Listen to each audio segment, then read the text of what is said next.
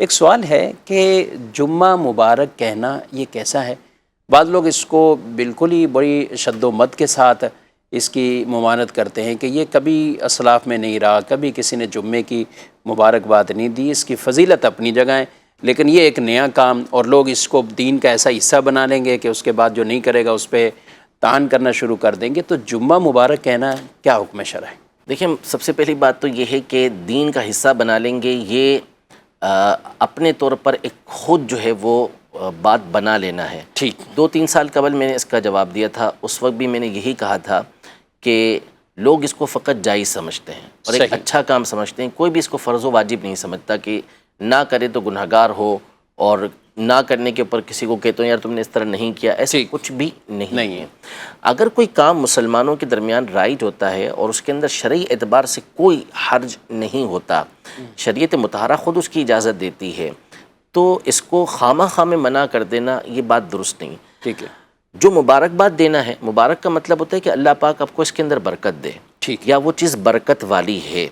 تو اب جمعہ مبارک کا مطلب ہے کہ اللہ پاک نے اس دن کے اندر برکت رکھی ہوئی، کوئی شبہ نہیں اس کے اندر اللہ پاک نے برکتیں رکھی ہوئی ہیں، اس کے اندر نماز ہوتی ہے، لوگوں کا اجتماع ہوتا ہے، ایک وقت اللہ پاک نے اس کے اندر مخصوص رکھا ہوا ہے جس میں جو دعا کی جائے اللہ پاک قبول فرماتا ہے۔ تو برکت والا دن تو ہے، تو یا تو خبر دی گئی کہ جمعہ مبارک ہے تو اس میں کوئی حرج نہیں، ہم بتاتے ہیں رمضان مبارک ہے، قرآن مبارک ہے، فلاں چیز مبارک ہے، عید مبارک بھی تو 3 دن لوگ کہتے ہیں۔ تو یہ برکت کی یا تو خبر ہے یا پھر دعا ہے کہ اللہ پاک آپ کو اس کے اندر برکت عطا فرمائے۔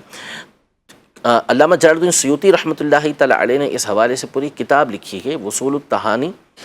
وصول الامانی اصول التہانی۔ تہانی یہ تہنیتن کی جمع ہے، جس کا مطلب ہوتا ہے کہ مبارکباد دینا۔ ٹھیک، تو آپ نے بہت ساری وہ صورتیں جمع کی کہ جو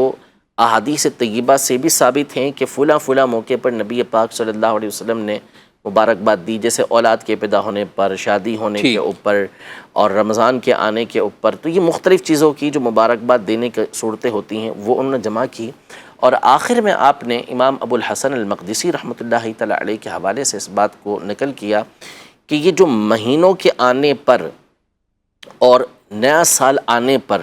لوگ ایک دوسرے کو مبارکباد دیتے ہیں، اس کا حکم کیا ہے۔ تو انہوں نے ارشاد فرمایا کہ